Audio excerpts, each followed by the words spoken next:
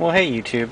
I don't know if there are any other 2012 Fiesta or Fiesta period owners that have this issue, but one thing I really can't stand about this sync system, even though I love it and it's awesome and it's really great, is how they slapped it together here on the center console.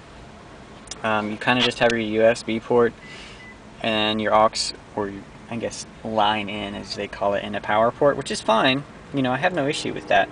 My issue is that if you have your iPod and you don't have like an iPhone with Bluetooth streaming, because this does have Bluetooth streaming, but I don't use it that often because you know, everything's on my iPod. Of course, the Classic doesn't have any of that stuff.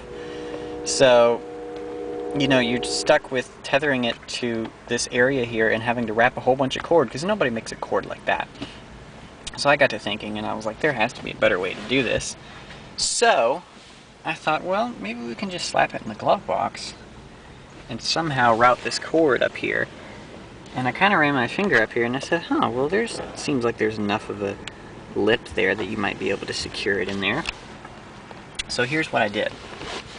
We're going to go ahead and take the camera and put it here. We're going to pull the iPod, take the cord out. Alright. Your iPod, actually, we can leave this part of the cord in, okay? So leave the back part of the cord in. Open the glove box, okay? And just kind of set it in.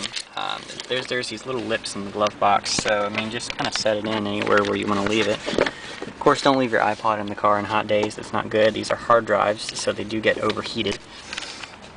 And actually, this was really easy because there's no actual way to get it behind here and feed it back underneath, which is okay because actually I just ended up feeding it at the bottom here. And that was about all I needed to do. So we're going to close that part for now, and then you're left with the cord just kind of hanging down here. It's secure. It's not going to go anywhere.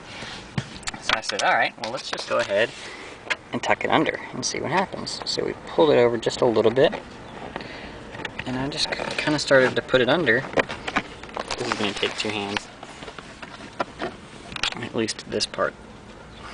Just kind of press your fingers up underneath it.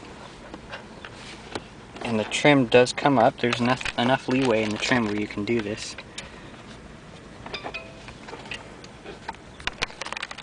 And my phone's going off. Just kind of push it up underneath there. Now you might have to pull it a little bit down here at the end to kind of get it there. You are going to have just a teeny little bit down there, but hey, that's a lot better than the whole cord being wrapped up here. And actually, I'm going to end up with more after I plug this in. If I can figure out which way it goes. There's kind of more here.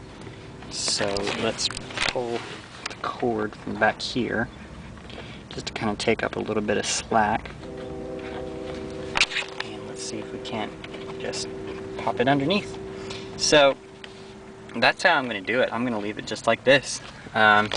I mean, it's not super integrated. It's not like, you know, I took the USB port out and hid it behind there. That would take way too much work.